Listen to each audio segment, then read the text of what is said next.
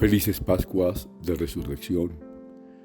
En esta octava de Pascua, en esta prolongación del Domingo de Resurrección hasta el próximo domingo, vamos a ir reflexionando entonces en algunos elementos que van a servirnos a todos para afianzar más nuestra fe en Cristo resucitado, pero sobre todo para profesar de una manera más dinámica, más espiritual, más antropológica, más humana, pero sobre todo llena del Espíritu de Jesús, el resucitado, que es el que hoy en la iglesia sigue actuando a través de tantas y tantas personas, a través de tantas y tantas obras que lo hacen presente en el mundo. ¿Cómo sabemos que Cristo resucitó? Porque lo dicen los evangelios. ¿Le vamos a creer a unos textos escritos por sus mismos seguidores?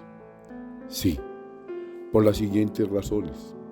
La primera, los apóstoles antes de la resurrección no entendían a qué se refería el Señor cuando les hablaba de ello.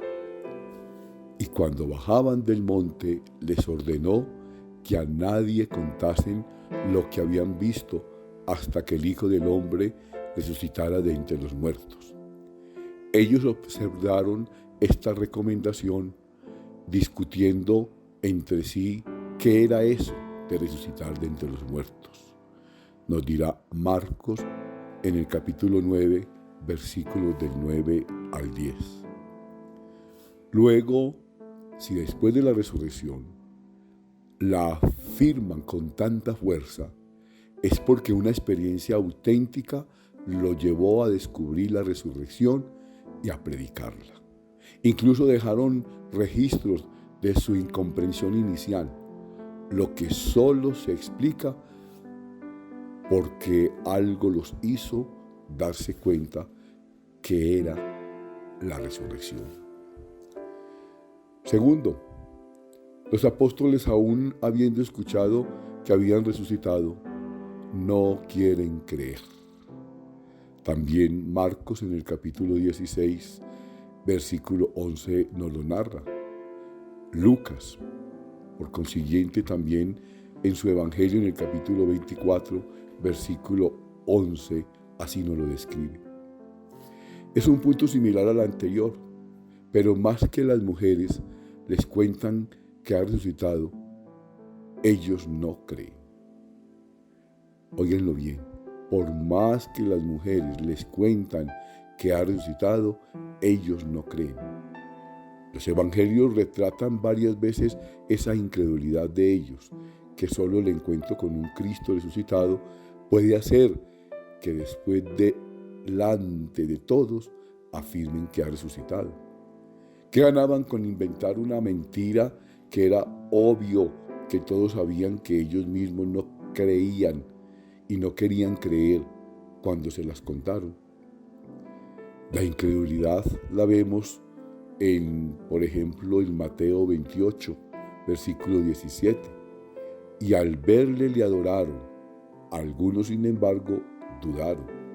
Marcos, por ejemplo, en el capítulo 16, versículo 14, nos dice: por último, estando a la mesa los 11 discípulos, se les apareció y les echó en cara su incredulidad y su dureza de corazón, por no haber creído a quienes le habían visto resucitado. Tercero, los apóstoles saben distinguir una vuelta a la vida por la cual debieron diferenciarla de la resurrección. Los apóstoles presenciaron 3 vueltas a la vida obradas por el Señor. 3 resurrecciones: el hijo de la viuda, Lázaro y la hija de Lázaro, de Jairo. Debieron reconocer que estas personas volvían en su misma carne mortal. Luego, si predican que Cristo resucitó, es porque reconocen la diferencia en su aspecto, la diferencia en su carne glorificada, lo cual evidenciaron de primera mano. Marcos y Lucas así nos lo narran. Sobresaltados y asustados, creían ver un espíritu, pero él les dijo: ¿por qué os turbáis y por qué se suscitan dudas en vuestro corazón? Mirad mis manos y mis pies, soy yo mismo, palpadme y ved que un espíritu no tiene carne y huesos, como veis que yo tengo. Y diciendo esto, les mostró las manos y los pies. Cuarto, los evangelios no podían sostener algo que en la realidad fuera refutable. Cuando los evangelios se escriben, vivían todavía muchos testigos de la muerte del Señor que fácilmente podían refutar la resurrección si no fuera así. Incluso Pedro, en su primer discurso, a los pocos días afirmó, ahí en los Hechos de los Apóstoles, capítulo 2, versículo 24, lo encontramos. A este pues Dios le resucitó, librándole de los dolores de la muerte, pues no era posible que quedase bajo su dominio. De esta manera, pienso yo, no era posible afirmar una mentira así delante de tantas personas. Quinto, si la historia de los evangelios hubiese sido inventada por ellos, la hubieran contado igual.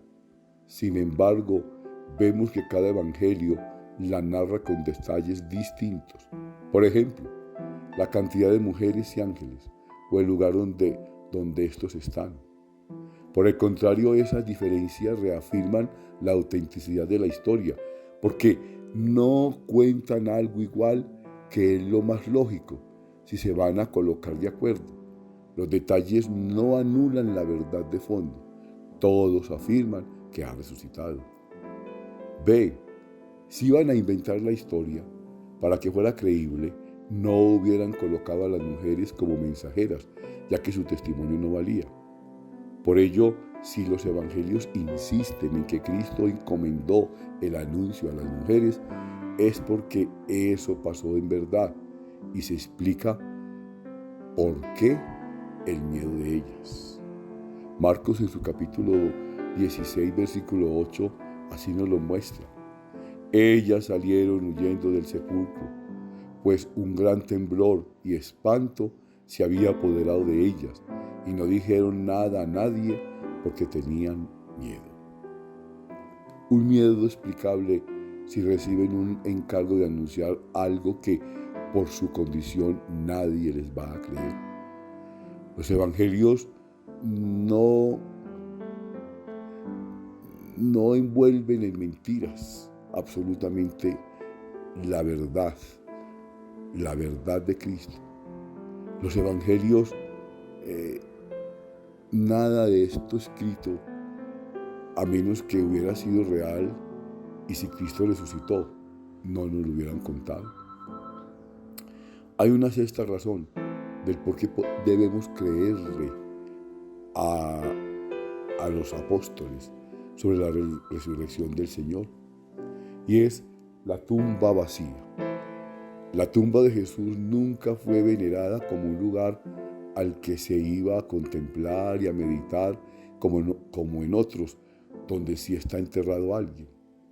Era fácil refutar la resurrección si ahí seguía Jesús. Incluso que los fariseos se hayan visto obligados a pagar una gran suma de dinero es porque esa tumba estaba vacía y no tenían cómo ocultar esa verdad. La tumba vacía, más que una prueba, es la confirmación de que sí resucitó. La tumba respalda que Él vive. Pero, ¿y si el cuerpo hubiera sido robado? ¿Cómo se iban a robar un cuerpo teniendo a la guardia custodiando? ¿Se iban a meter en problemas los soldados con Pilato por un muerto que el mismo Pilato mandó a matar? No tiene sentido. Séptimo, el sudario y las vendas. Es una evidencia interesante. El Evangelio dejó dos detalles claves aquí. Primero, las vendas del cuerpo. El texto menciona que cuando Juan y Pedro entran, ven las vendas en el suelo. y la traducción más exacta es puestas. Esto es importante. Lo que quiere decir es que las vendas quedaron tal cual como fueron enrolladas en el cuerpo del Señor. No es que el Señor se levantó y las dejó tiradas. Igualmente el sudario estaba doblado, lo cual no tiene sentido si se hubieran robado el cuerpo. Para quien no ha experimentado el poder de Dios, no lo va a convencer de la resurrección estos argumentos. Pero quedan de testimonio de que lo que predicamos y anunciamos es real.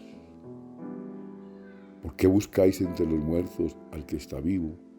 No está aquí, ha resucitado. Felices Pascuas de Resurrección.